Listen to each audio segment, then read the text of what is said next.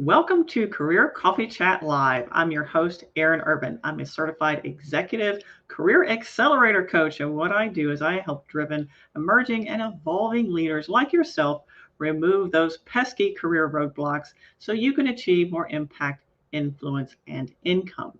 And today we'll be talking about that impact factor, most specifically the neuroscience of anxiety and stress and how to leverage neuroscience to manage this very VUCA world and experience that we're having right now. I don't know about you, but I certainly do see a lot of anxiety and stress coming up either in the clients that I coach or even in myself because we have such a strong change cycle right now.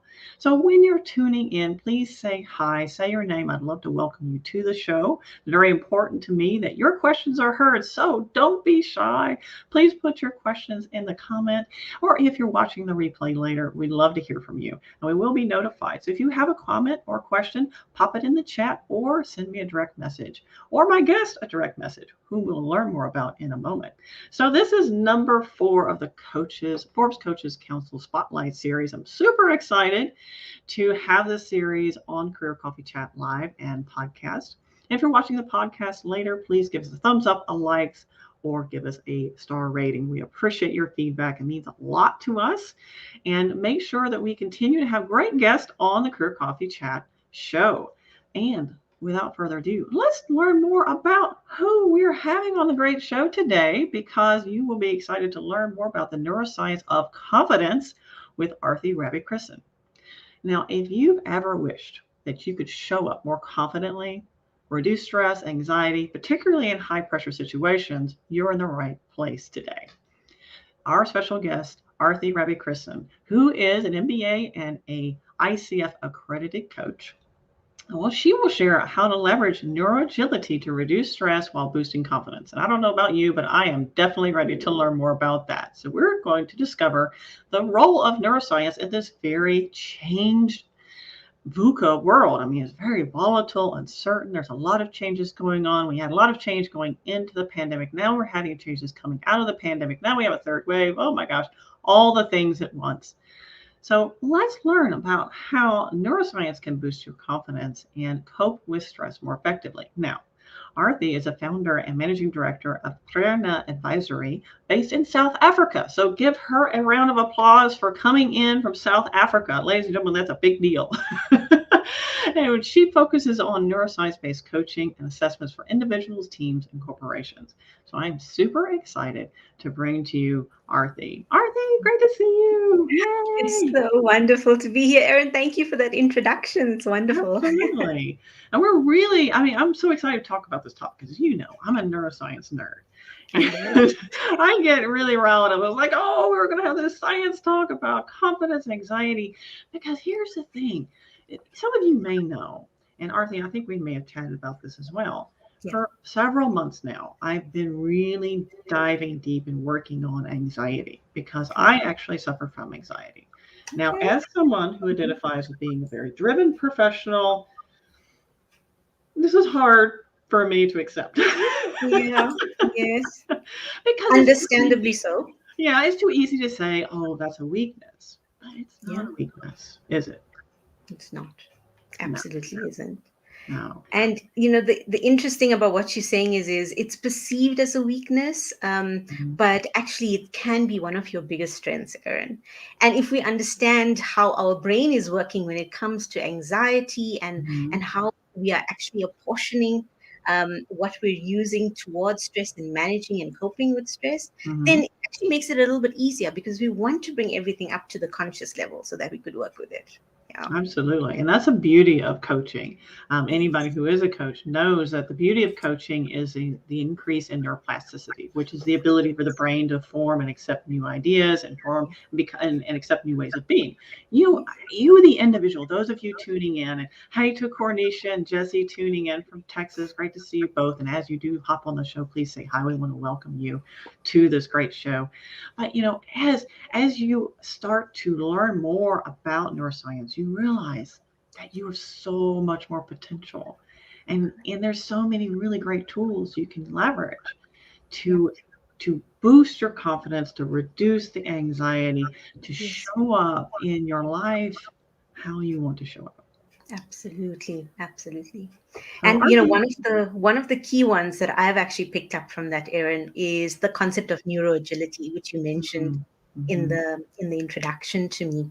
And that's something that's kind of new, but then again, the whole what we're learning about neuroscience, about our brain and our nervous system, this is all new stuff, which is very exciting because there's new information coming to the fore.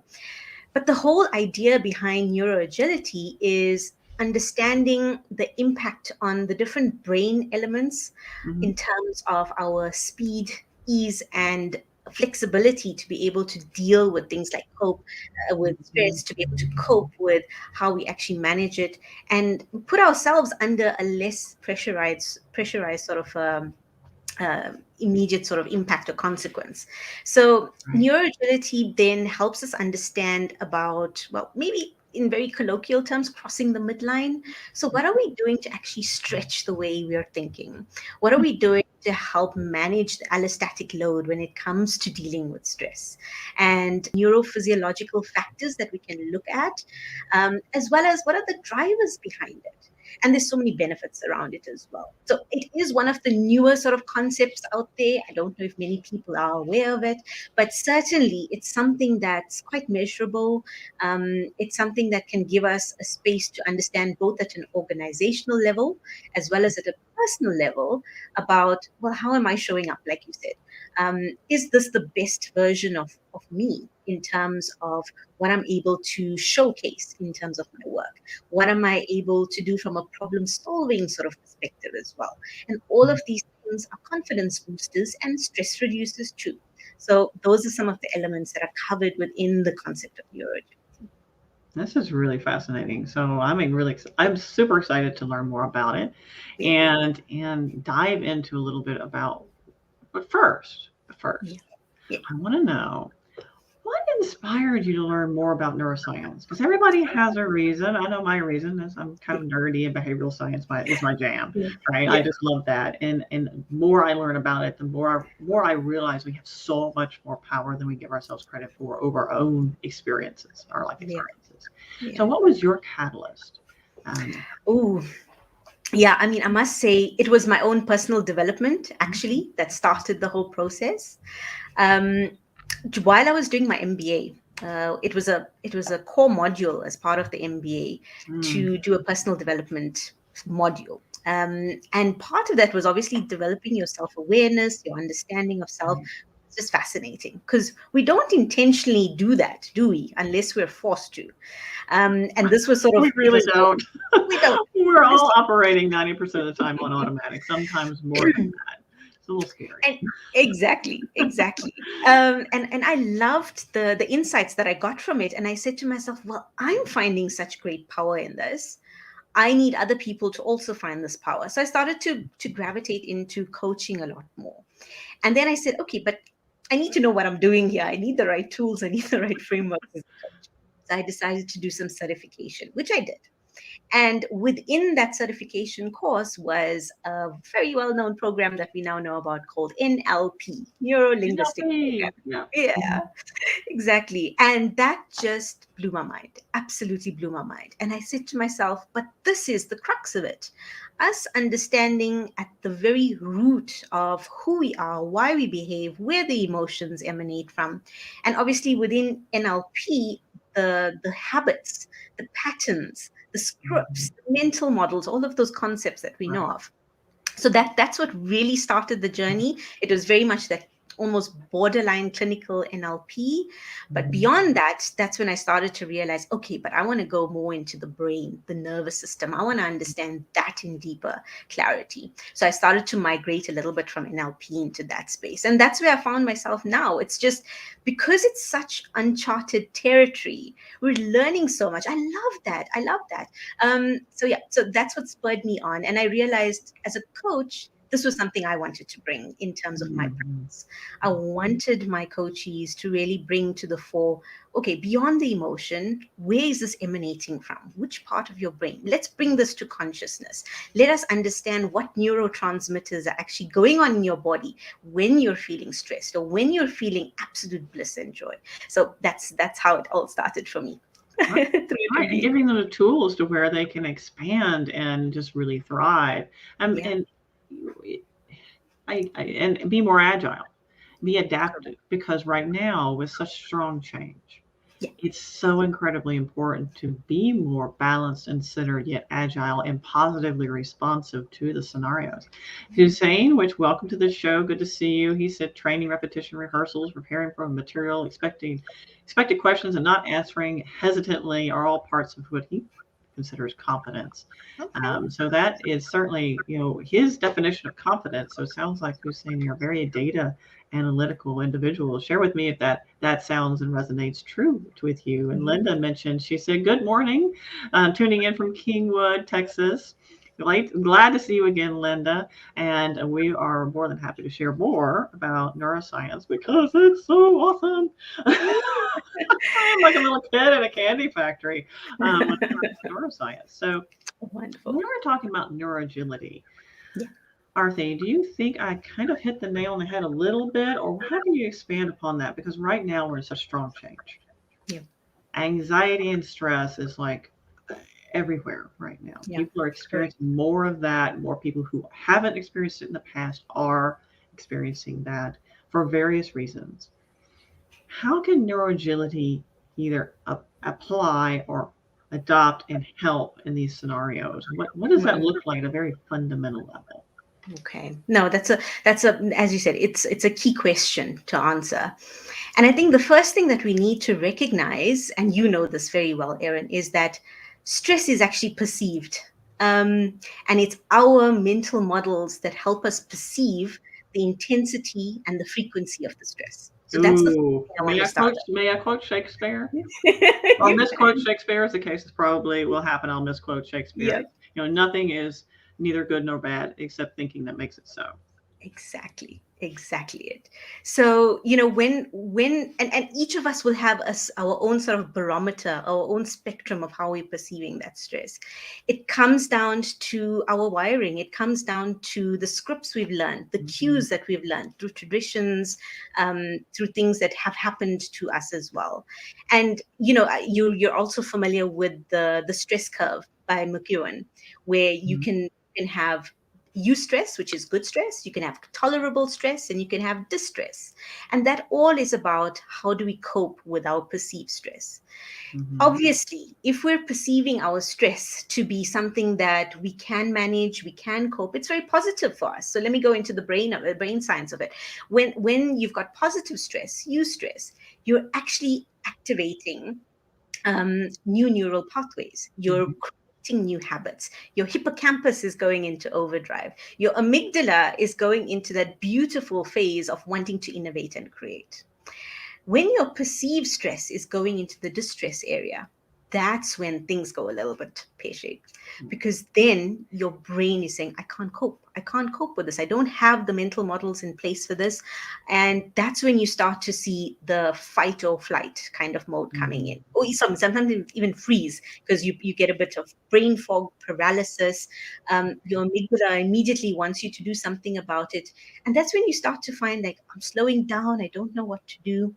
So it's different in terms of how you would then work with that. And from a neuroagility perspective now, if you understand that, okay, this is how I deal with stress, this is how I perceive the world, this is how I work with stimuli, because that's one of the key things around neuroagility. It's understanding, how does my brain respond to the sensory cues that are coming to me? How does my intelligence preference also overlay on top of that? So all of these factors will then sort of help me understand, what do I need to do then to manage the stress better? And just to fast forward a little bit, it actually then means that we can look to build resilience. And that's some of the key things that we could do, from understanding how neuroagile we are, because we have to measure where we are at this point in time before we can do any interventions like what Hussein mentioned, like training and rehearsals and repetition. Those are all things that we can do to help us build resilience, to help us with coping with stress, to help us boost our confidence. But we have to kind of start with where we're at the moment. If you don't know where you're at, how are you going to know what the plan or the roadmap is to get to where you want to go, right? Absolutely. Yeah. I So, mean, so absolutely valid, Hussein, in terms of the comments there. But I just wanted to take it to that first sort of foundational phase, as you said, Erin, about that's really where important. dealing with Yeah, stress. knowing where you are right now. And Linda mentioned too, she says, our lives are moving in the direction of our strongest thoughts, negative or positive. Amen, sister. You're Mm, right on that. And hi, mm, Glenn, tuning in from Washington, D.C. Good to see you. Glenn Wiggins tuning in as well. So for yeah, those of you who are tuning in right now or, hanging out, listening, and haven't necessarily hopped on yet, come on in. We'd love to welcome you and share with us, what's going on? What is your prevailing thoughts right now? Or do you find yourself really kind of almost lingering in that stress mode where you're like, oh my gosh, this is too much. I can't deal with this. Or are you one of those people who are like, okay, I see what's going on. I have the tools, and you're thinking through processes. Or let me know, where are you there? Because it's important to understand what is your natural inclination when it comes to VUCA or stress environments. So that's volatile, uncertain, changing, and ambiguous. yeah, And those types of environments tend to tax the nervous system because we don't have scripts written for them. And just in case you don't already know, and of course, Arthi, you are fully aware of this, 90% of our existence is by script. And that's for a good reason. I mean, just imagine if you had to get up every morning and then learn how to brush your teeth every day. That would not work. So clearly we have to develop scripts to be more effective and efficient in our lives. But some of these scripts are holding us back, and almost all of them, in fact, are totally unconscious. So part of what we're doing here is we're challenging you to make the unconscious conscious. yeah. Start to understand, okay, what are my triggers? Is it my mother-in-law? Is it that thought about going into the office Yeah. again, or what are we talking about here? What's Yeah. what's stressing us out? What are our triggers and why? So Yes, yes. I loved what you said about the conscious and the unconscious, and it's making me think of, as you said, we have these automated habits, right? And that's in our fast thinking mode of our brain. We just do it like that. You're taking a drive to the supermarket. You know the roads. Sometimes you're not really paying attention because you just kind of know where you need to go, right? It doesn't put your brain into overwhelm or additional stress because you've learned it. You know how to get there. mm-hmm. Problem starts to come in for us, I think, is when we go into that slow thinking mode, because then it's very conscious. And that's when you are actually having to put time and brain energy into thinking about something. So, when you're in a stressful situation, it's new. And like you said, Aaron, it's VUCA is disruptive. It's shifting paradigms. And when you're in that, you don't have that mental model, you don't have that script, your slow thinking is starting to come through from your brain. And that's where, a lot of the tension starts to build up because, like you said, there's comfort in the scripts. And if you don't have it, you're suddenly in this discomfort. And if you have some sort of a mechanism, and I'm obviously going to call this resilience, but if you've built up some level of resilience, that'll help you to cope in this VUCA environment. And that's where, the concept of neuro-agility and measuring where you are and obviously optimizing your brain performance is where you're going to see the biggest benefit coming out of it, because that's really going to stretch that that opportunity set for you, so that no matter what the paradigm is, whether it's a volatile, uncertain, complex, or ambiguous situation you're in, you've got some of the key fundamental tools to work with. And from there, you can actually then come up with solutions thinking mode and creativity mode in your slow thinking mode. So it's quite important. Absolutely. Yeah. I'm 100% there with you, Arthi. And also leaning a little bit into positive psychology when it comes to resilience. Some research in positive psychology has found that if you, and again, when we talk about positivity here, we're not talking about head in the sand, ignoring the world and being unrealistic. Okay, Yeah. that's not what we're talking about. What we're talking about is when you're presented with a change challenge, what is your first gut reaction or your unconscious script that comes to the fore? And Yeah. sometimes this is defined for you early in childhood, depending on your familial models. Yeah. Okay, whether or not you tend to be more negative or whether you see potentials and opportunities. So that really depends on some of the pre-existing gravitational mental field, if you will. What do you gravitate towards? And that will define, by and large, what your resilience quota might be and how agile you can be at the moment. Because if you tend to default towards the sky is falling, everything is awful, you're Yeah. probably not going to be, one, as agile as you would like to be, and Correct. two, be able to handle that in a healthy and balanced way. So let's challenge Arthi to Yeah. come up with, if you tend towards the negative, and by the way, we all do to a certain degree, because evolution, the theory of evolution has said, well, when it comes to mental models like this, those of us who have survived over the thousands and thousands and thousands and thousands of Yeah. years have Yeah. been because we were smart and ran away from the tiger. Okay. Yeah. We were afraid. So because we saw things negatively and said, oh, let's get the tiger, and then got mauled.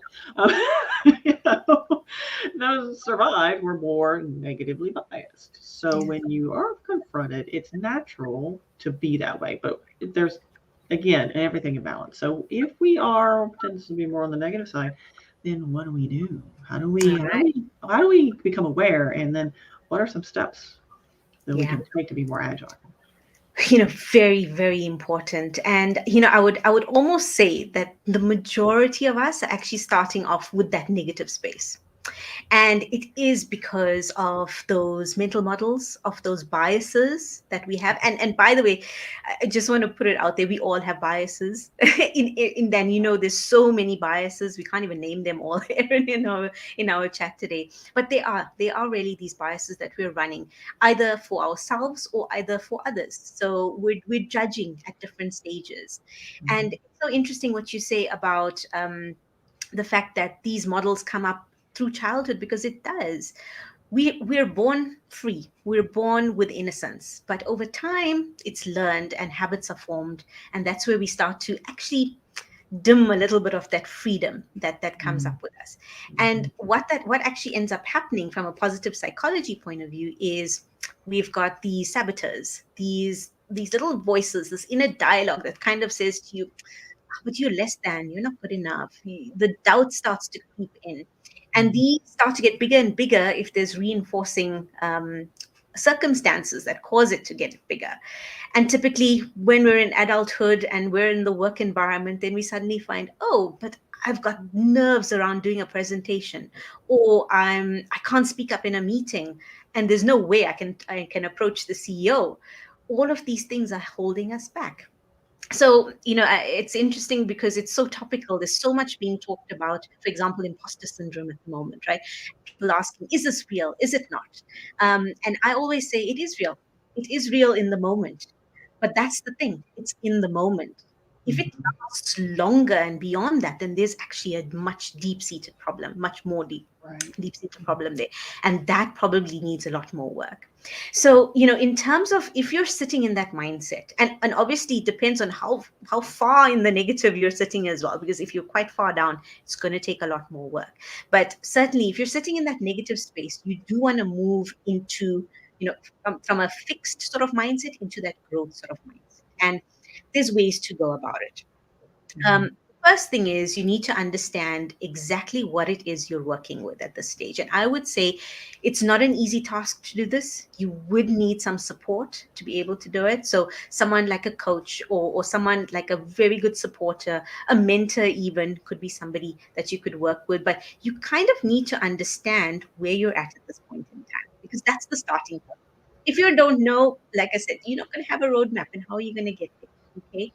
The second thing is once you know where you're at, part of that needs to be about identifying, well, what are the triggers that are causing this inner dialogue to come in that's telling me I'm less than? Identify those triggers. It's really important. And what that means is you're going to the root cause of the problem. It's not just a quick fix type of a thing. You're not Mhm. just massage the symptoms. You're actually going to say, okay, I'm being triggered because this happened to me in my past, and that caused me to feel this way. So whenever my brain finds a pattern in a current situation, it takes me back to that memory, and it takes me Right. back to that particular feeling. And that's the Mhm. feeling that comes now. Because that's the other interesting to note about our brain, is that our memories are actually imperfect the more we recall them, because we're overlaying current experiences. Yep. But the emotion attached to that experience does not change. So that's the important thing I want our viewers to remember, that we actually have to work on changing the emotion with that old memory and building something new. Because then, when we have future oncoming circumstances, a new emotion is actually going to be replaced. And that's part of building those new neural pathways with new Hmm. habits. Yeah, The that's a next little thing, bit of of course, CBT too, cognitive behavioral therapy, that's right. when you're discussing when it comes to memories. And by the way, for those of you tuning in and you're not familiar with this particular topic, emotions are like the calling card for the brain. So it's almost like an index card to tell your brain, okay, so this kind of emotion is going on. We got to run the script. In very simplistic terms, okay. Yeah. It also has to do with situational triggers and the like. But if we can start to shift the narrative, because it will build up what I call cognitive drift. We call cognitive drift over time because, as you mentioned before, the more times you recall something, the more time it tends to drift and have almost like calcification, if you will. And then we put more ideasms on it and our take, and we build it up, and it becomes this thing that it Yeah. may not actually be. Be. So if if you're struggling with this and you're not sure, you're like, okay, well, I've got a little anxiety or stress around XYZ scenario, and I'm having trouble, kind of wrapping my head around this or where my standpoint is, and I don't really have access to a coach or a mentor right now. Here's a thought for you, and Arthi, let me know how you feel about this. Mm-hmm.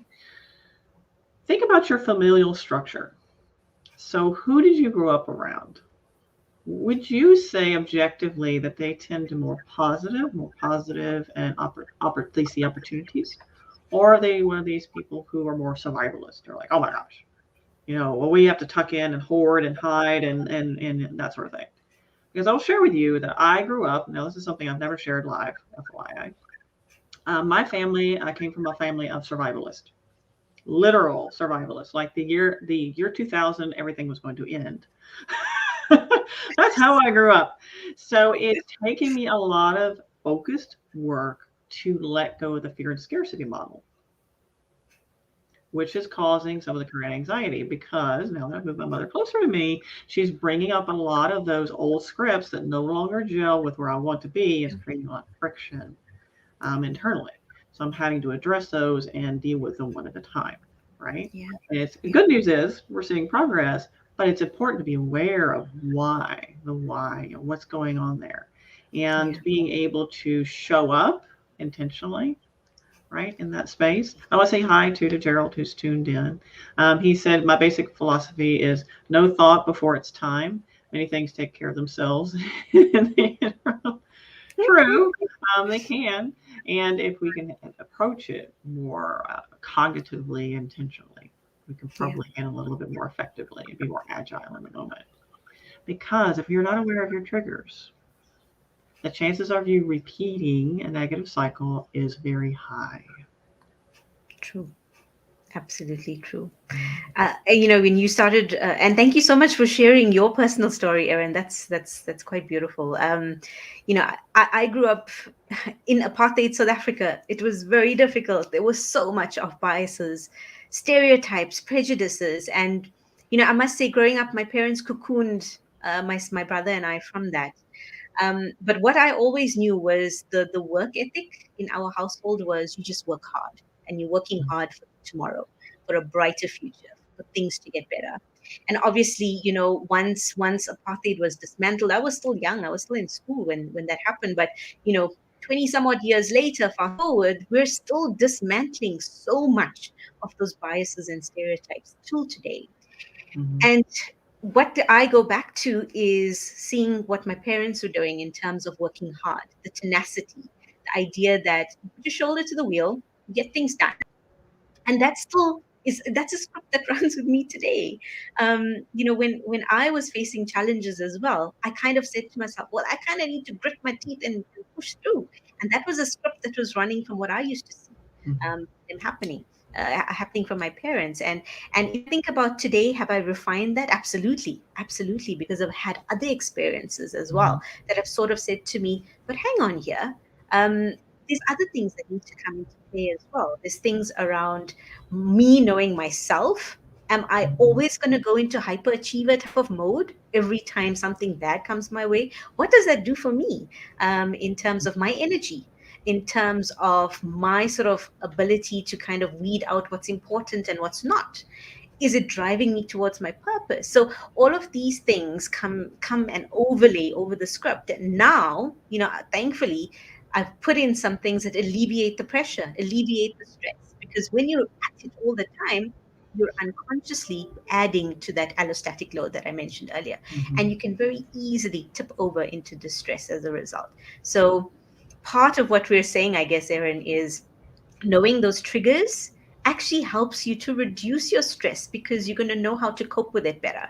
You're going to know what are the key things that work for you, whether it's having accountability partners, whether it's being able to take a time out, whether it's about going into mindfulness, meditation, restorative sort of practices as well that can help you.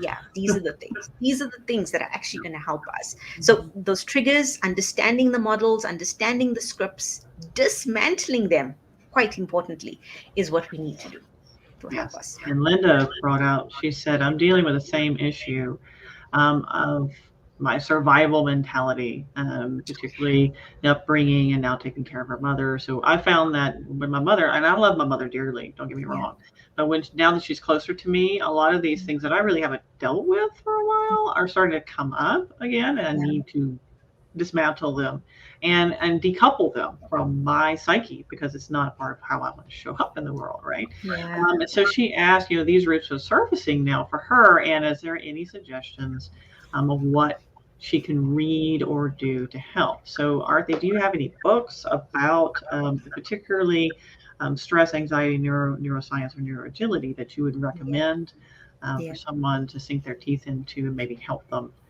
get past, or any courses that you have or insights or Yeah. blogs that you have available? Yeah.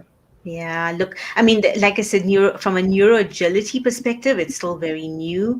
I myself do a particular assessment which helps people understand where they're actually at. So, from a measurement point of view, there's that's available. But my go-to book is actually one that everyone knows about, but it's such a brilliant book, and I always suggest this to people because what we're talking about is breaking habits.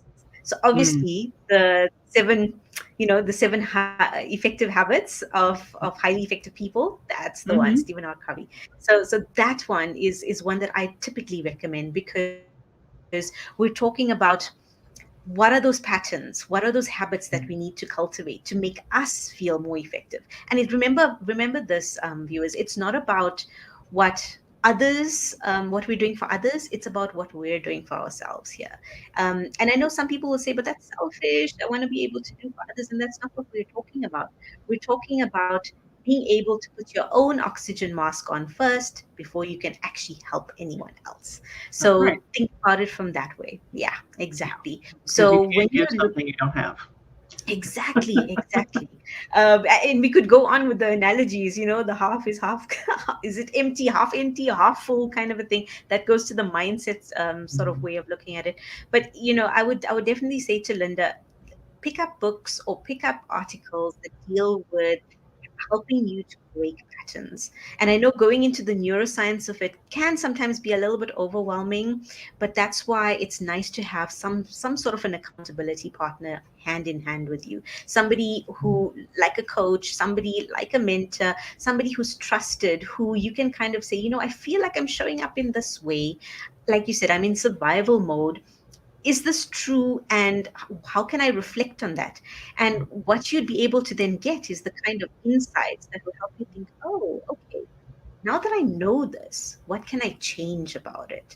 And Right. that actually, What's the narrative and how can I rescript? how Hmm. can I rescript it? And the good thing about a coaching environment is somebody's not telling you what to do. It's not prescriptive. You end up coming up with the solution on your own. And I find that that's quite powerful, because actually we do have the solutions at hand. We're just too scared to look at them in the mirror.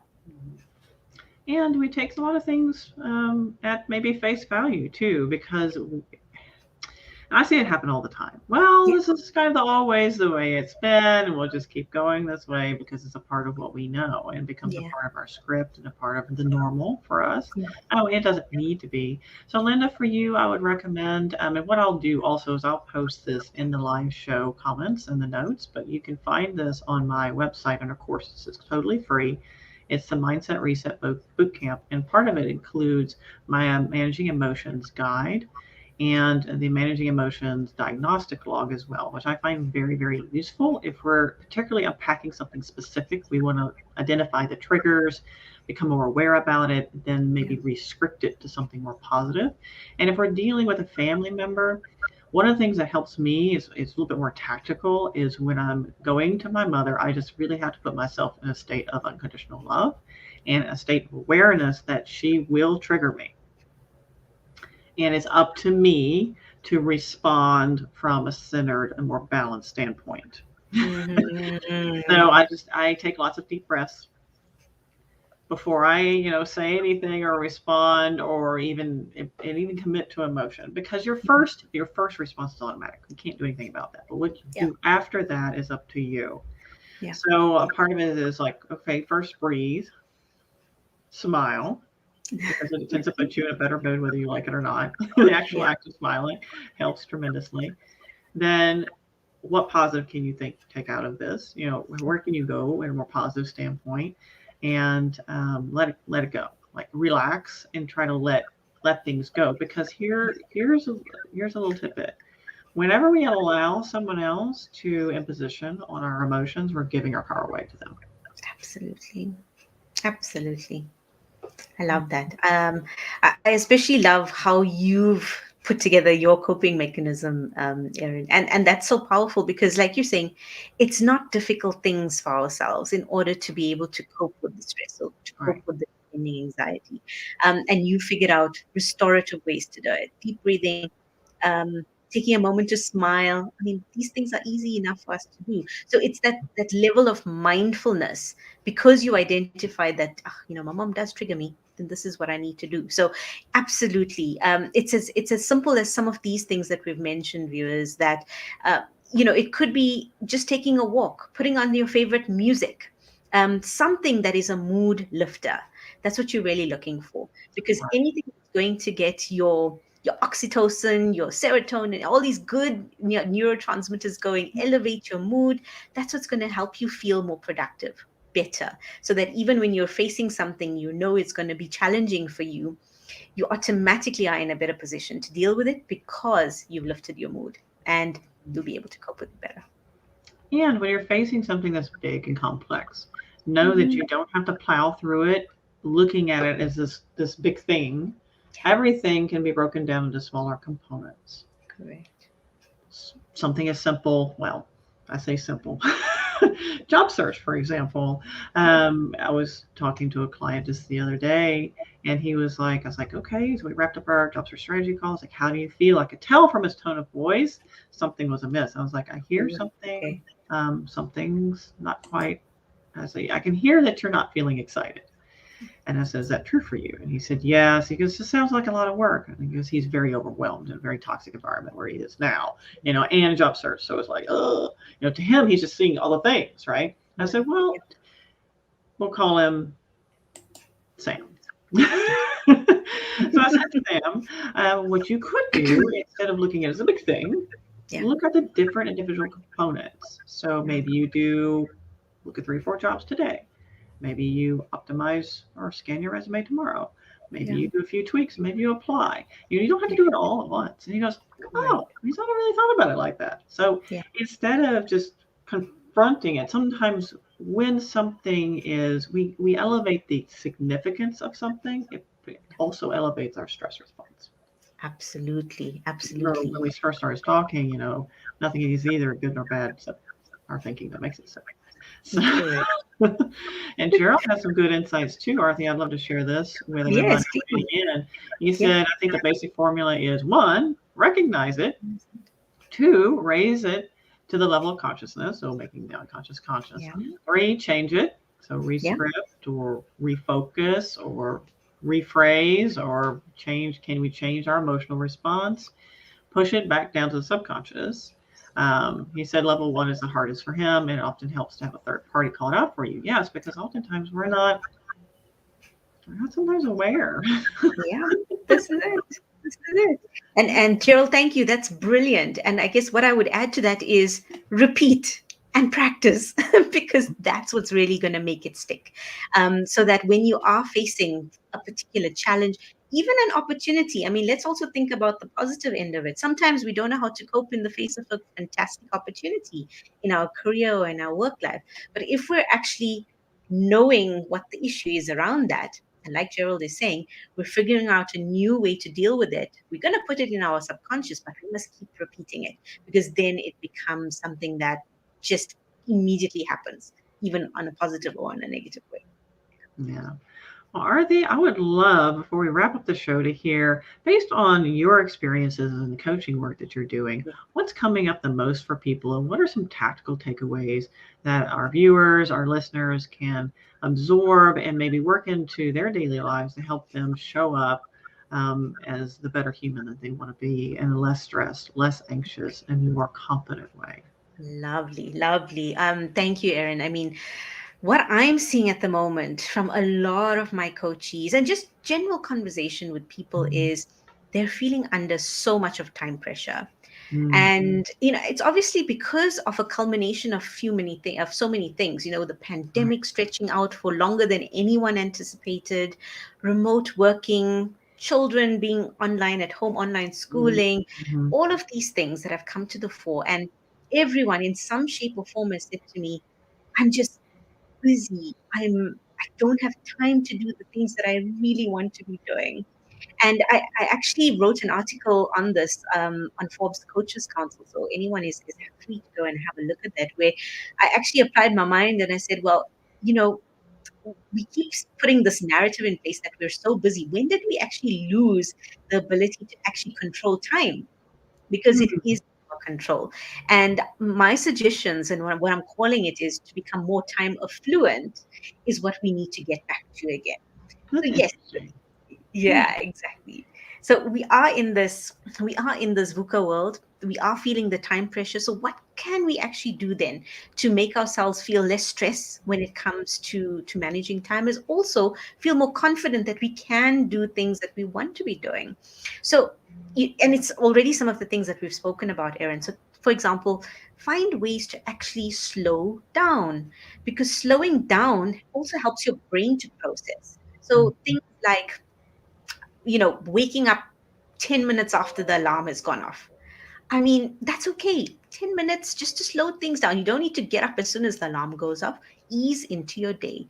Other ways in terms of slowing down time for yourself is to savor that cup of coffee. We're having a coffee chat today. So savor that coffee that you're having. Smell it, taste it, feel the warm cup. Those are ways of slowing time down. Make your moments meaningful.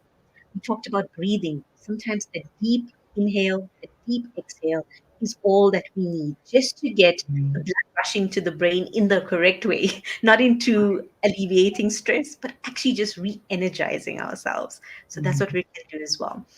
Those mindful moments that I mentioned, something like the coffee, something like listening to music, something like enjoying your walk out in the garden, Right. looking at the beautiful flower, just being in the moment. It's mindfulness at its best. It's simple things, but actually it's making you more time rich because it's beautiful things that you would enjoy doing that then makes you feel happy. So identify those mindful moments for yourself, viewers.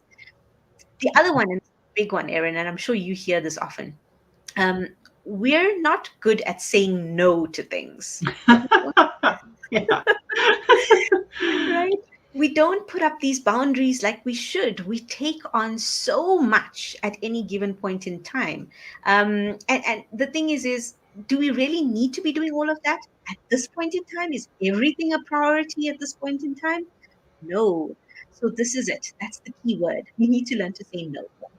And that is about prioritizing, eliminating the unwanted, as well as moving out and shifting what we don't need to do right now, because everything is not urgent.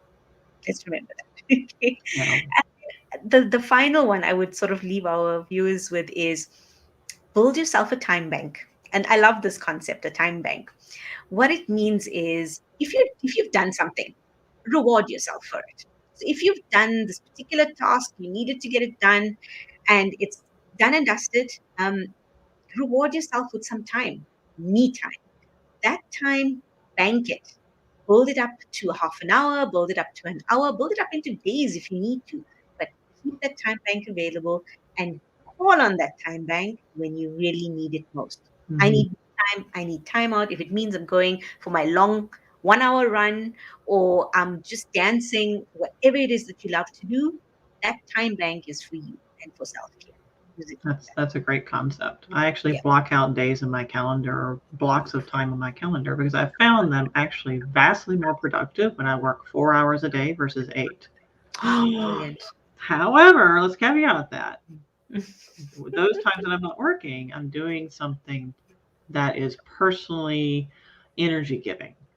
So if you're doing something that's energy draining, chances are you're not going to be that productive the remaining 4 hours. But I'm doing Yeah. something that's energy giving, like exercising, or I'm doing something rewarding and fulfilling. Maybe it's Yeah. creative or innovative, but it's giving me energy. And that's the Yeah. point, is I'm actually working less and being vastly more productive. Yes. So Yes. Hussein asked a very he he always asks the really good questions. So all right, well, let's try this one on. Okay, he said, how big is the impact of traditions, religions, and upbringing on the cultivation or removal of confidence? Ah, yeah. That's the big one. It's a big question. The big question to end on here in the Career Coffee Chat show. You So know, I would say, Hussein, I think you already know the answer to to this question, and it does have a big impact. mhm, Because we're born into certain traditions, certain cultures, certain norms. It's that familial environment that we're growing up with, so that is shaping how we actually see the world. That's part of the biases that I mentioned earlier. It's the mhm. lens with which we're looking at the world, and for each of us it is unique, it is subjective. So from a confidence perspective, yes, as Erin was talking about earlier, if you're in an environment that is very positively disposed to doing things, very positive sort of mindset, that's going to rub off on you. Similarly, if you're in a less than positive, in a darker sort of environment in a way, that's also going to leave its impression on you. And if we don't actually work on those, it does play out. It does Mhm. make you vulnerable to stress, to not being able to cope, to being let down, to all of those negative emotions that we don't really want to do. The good news is, because we know that the brain can change how we respond to these things, we can change it. So, you're never what you started off with. You can amend it. You can change it. You can teach that old dog new tricks.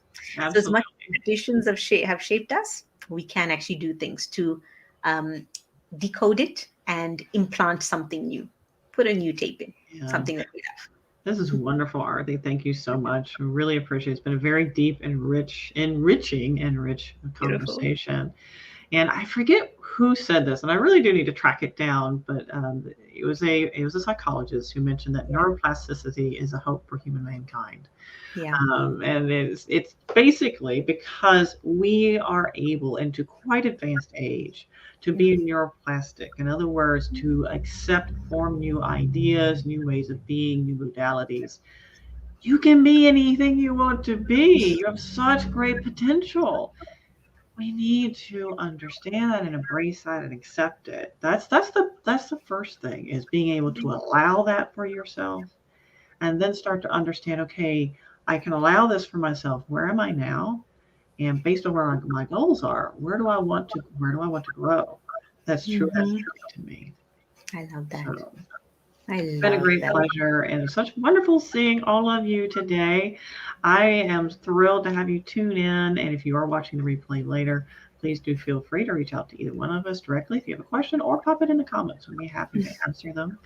If you're watching the replay later, or if you watched this show live and you're really excited about it, want to share it with your network, please don't hesitate to share with your network, because it's all about spreading the knowledge, and knowledge is vast power and impact. So here's to increasing that influence, income, and impact for each one of you. And my wishes for all of you friends, keep elevating.